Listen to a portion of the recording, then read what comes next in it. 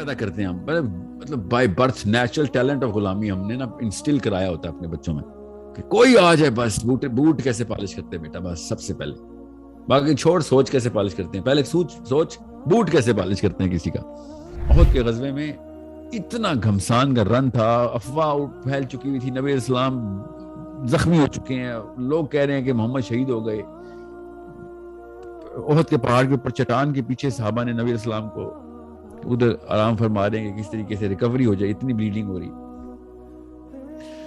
صحابہ نے اوپر دیکھا کہ صحابی ایک بندہ مسلمانوں کی طرف سے لڑتا ہوا صفیں چیر رہا ہے اور بے دریغ قتل کر رہا ہے. صحابہ نے تکبیر بلند کی، کہا یا رسول اللہ یہ دیکھیں شیر، ہمارا شیر. نبی اسلام نے دیکھا اور کہا جہنم کی آگ میں سڑ رہا ہے. اگر یہ کلچر پہ تھوڑا کمنٹ کر دیں کہ کلچر ہوتا کیا ہے اور پھر پاکستانی کلچر خاص کر کیا، اور پھر اسلام کو کس طرح کانٹریکٹ کر رہا ہے یا نہیں کر رہا، یا میں نے غلط سمجھا اس کو؟ سر کائنڈلی اس پہ تھوڑا جواب دیں سر. کافی سارے لوگ جب اکٹھے اور ایک ہی جگہ پہ رہ رہے ہوں نا تو ایک دوسرے کی سائیکالوجی سے ایک دوسرے کو ایز پہنچانے کے لیے ایک انڈیویژول کو کس طریقے سے کیا رہن سہن کرنا ہے، اس کے خاندان کے ساتھ کیا رہن سہن کرنا ہے اس نے. جب دو خاندان آپس میں انٹریکٹ کرتے ہیں، پھر کمیونٹی کے ساتھ انٹریکٹ کرتی ہے، تو خود ہی رسم اور خود ہی رواج اور خود ہی تہذیب اپنے ارتقائی دور کا آغاز کر لیتی ہے. پھر آہستہ آہستہ کرتے کرتے جو بھی ہائرارکی آف کمپیٹنس میں ٹاپ پہ ہوتے ہیں 3-4 لوگ، ان کی جو بیسک خصلت ہوتی ہے، جو بھی بیسک ہائرارکیکل نوڈ کی ٹاپ پہ جو بھی لوگ ہوتے ہیں، ان کی خصلت کو پسند یا ان کو آسانی جس چیز سے پہنچتی ہے وہ ویٹو کرتے رہتے ہیں اور وہ پیو کرتے رہتے ہیں. بہت بڑے کیٹلسٹ ہوتے ہیں ان تمام رسوموں رواجوں کے. تو وہی دیکھیں ہمارا کلچر بھی وہی لوگوں کے ساتھ انہی لوگوں کی آسانی پہنچانے کا مزاج رکھتا ہے کہ جو پاورفل لوگ ہیں. ورنہ ہمارا کلچر عام بندے کے لیے تو سب سے بڑا بوجھ ہے. ہمارا کلچر تو اتنا بڑا بوجھ ہے کہ ایک غریب بندے کی تو مطلب زندگی دنیا کی سب سے مشکل زندگی کرتا ہے. بہرحال کلچر کیسے وجود میں آتا ہے، اس کا یہ جواب ہے کہ بس زیادہ تر لوگ پھر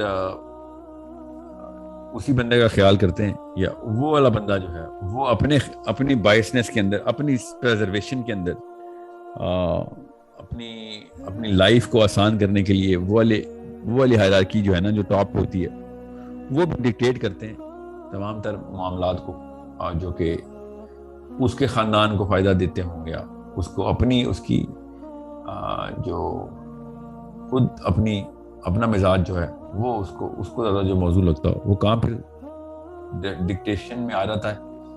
اور دیکھیں آپ بڑی بڑی تہذیبوں میں دیکھیں تو 3-4 ایسے بندے ملیں گے جو 80% کنٹریبیوٹر ٹورڈز یا خاندان ملیں گے.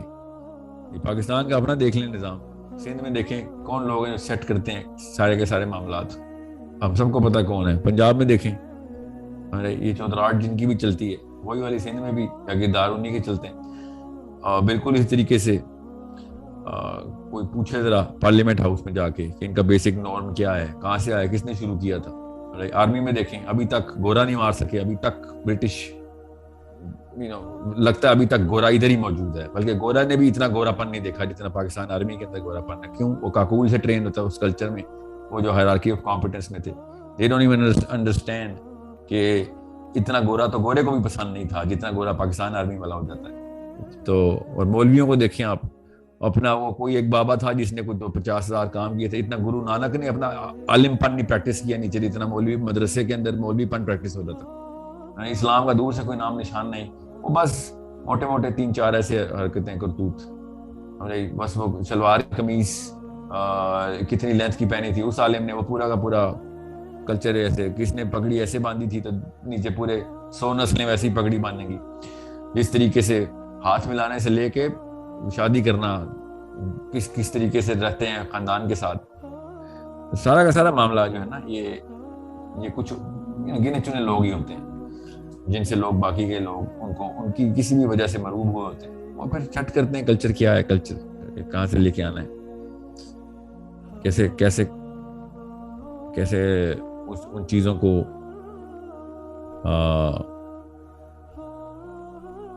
اپنے پرماننٹ روٹین کا حصہ بنا دیں.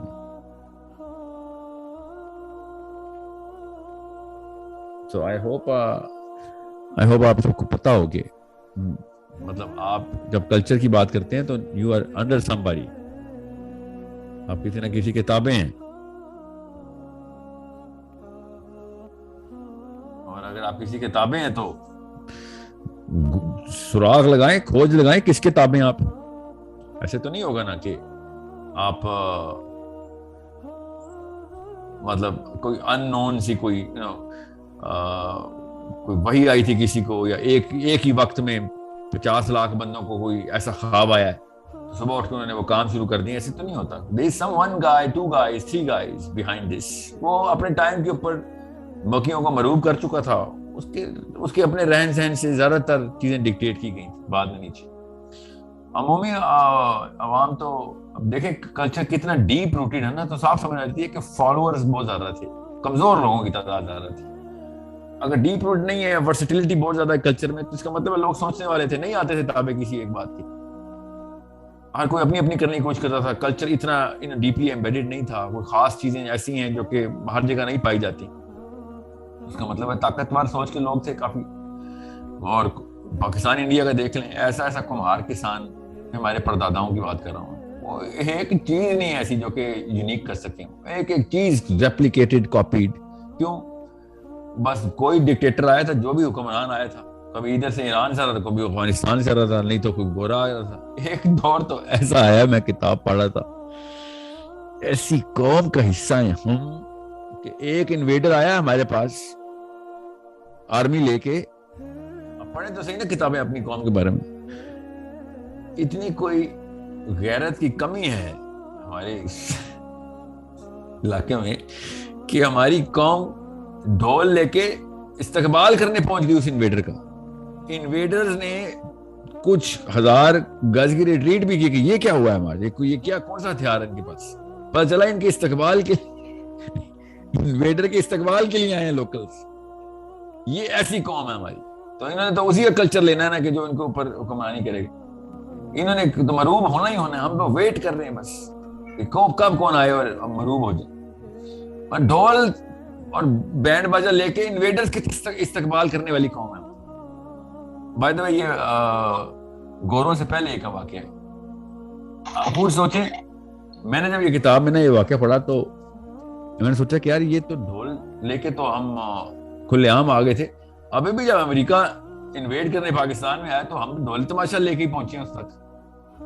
چائنیز کے آنے سے پہلے سہیل بھائی, چائنیز ہم نے پہلے سے سیکھ لیا. بالکل. دیکھیں ذرا, آپ کو پتا کس بہانے سے چائنیز سکھائی جا رہی ہے. ایک ہی جملہ بولا جا رہا ہے کہ the new kings of the world are Chinese. پہلے سے ان کو مطلب خود بولتے ہیں کہ نیا آقا ہم نے چوز کر لیا ہے, اس کی تابعداری کے لیے, اس کو خوش کرنے کے لیے زبان آنی تھی.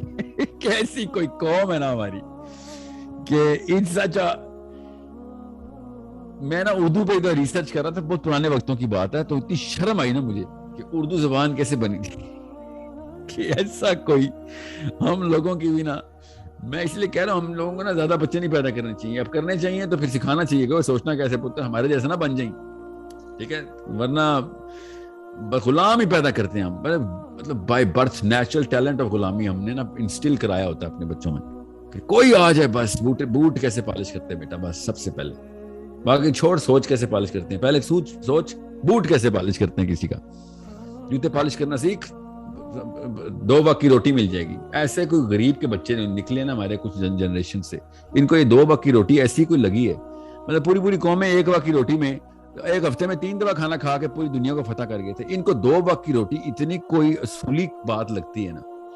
صحابہ کو اللہ کے جتنا اصول پتا تھے نا اور پسند تھے اس کے اس طرح پاکستانی انڈینز کو نا یہ 2 وقت کی روٹی کا اصول جو ہے پتہ نہیں کیا رول ہے.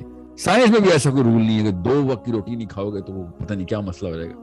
ہمارے یہ 2 وقت کی روٹی والے 2 وقت کی روٹی مل جائے بس. کیوں مل جائے 2 وقت کی روٹی؟ تو 1 وقت کی روٹی کھا لے یار, تو ایٹ لیسٹ اپنی ٹانگوں پہ تو کھڑا رہے گا, اپنے پیروں پہ رہے. تو نہ کھا 2 وقت کی روٹی, تو ہفتے میں 3 دن کھا لے بس, 2 ناشتے کر لے بس, مگر اپنی غیرت نہ کہیں. نہیں, غیرت تو بہت چھوٹی چیز ہے سر. 2 وقت کا کھانا بہت بڑی چیز ہے.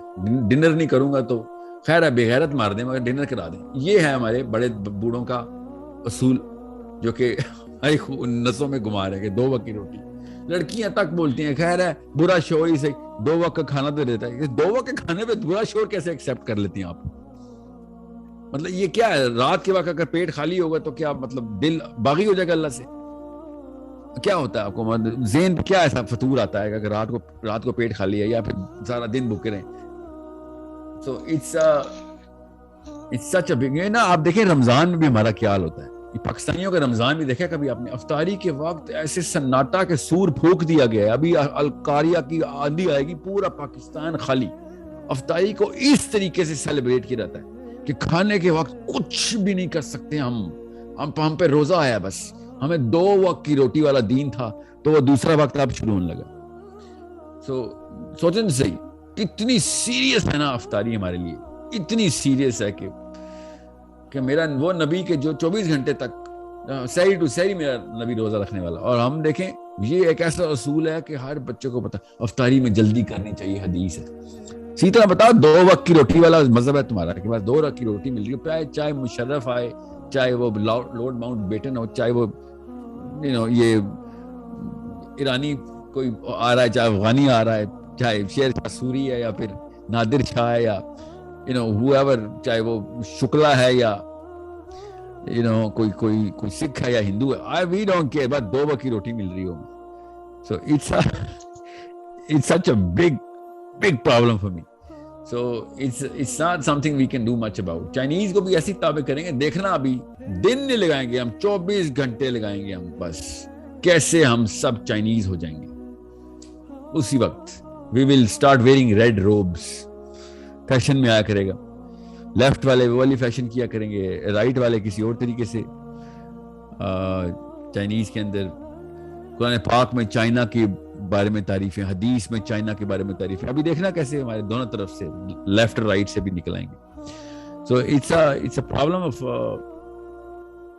Cultural psychology. اس کلچرل سائیکالوجی کو جو توڑ دے گا تو وہ پرانی جسے وہ کہتے ہیں نا وہ ریچولز اور وہ پرمپرا جو چلی ہوئی آ رہی ہے نا اپنے ہندوؤں کی, ادھر سے نکل کے ایک ہی اصول ہے بھائی, وہ اسلام پہ آئیں گے تو کچھ کام ہوگا ورنہ تو نہیں ہوگا. اسلام سارے کلچر کو ایسڈ تیزاب کی طرح پگھلا دیتا ہے کہ بس یہ سب کلچر ختم.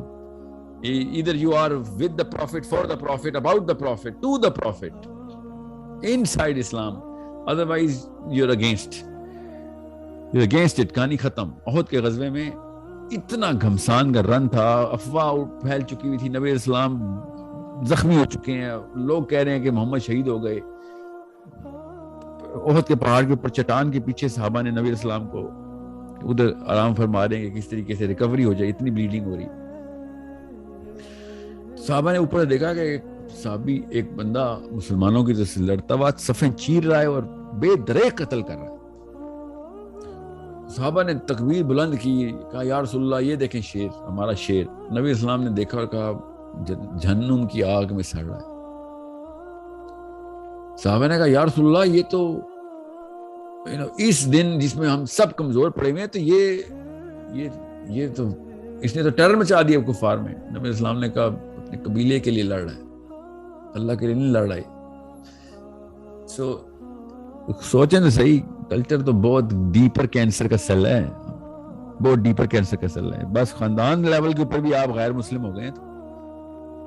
اور میں آپ کو فلسفی کی بات بتا رہا ہوں, یہ فلسفہ ہے کہ اگر آپ گریٹر گڈ کے اندر نہیں ہیں, پوری دنیا کے لیے نہیں ہیں, آپ بنی نو انسان کے لیے نہیں ہیں, آپ اس کی بہتری کرنے کے لیے, تو پھر آپ خیر منائیں, اپنی خیر منائیں. میں اسی لیے تو کہہ رہا ہوں کہ ہمارا فیلئر ایز مسلمز تب ہوتا ہے جب ساؤتھ افریقہ میں بھی ایک حبشی کو مار پڑتی ہے نا, تو مسلمان فیل ہو جاتا ہے پاکستان میں بیٹھ کے کہ ہم we were supposed to take care of everything, every human being, all Muslim, these are all Muslim affairs, کہ ظلم کہیں نہیں ہونے دیں گے. ہم نے بس کنواں چھوٹا چھوٹا چھوٹا, یہاں تک کہ کنویں کی اینٹ کے اوپر بیٹھے ہوئے لڑائیاں کر رہے ہیں کہ وہ والی اینٹ والے شیعہ ہیں, یہ والی اینٹ والے سنی ہیں. کنویں کی بھی مطلب کنواں تو اچھا لگتا تھا, گٹر کے اندر گھس گئے ہم.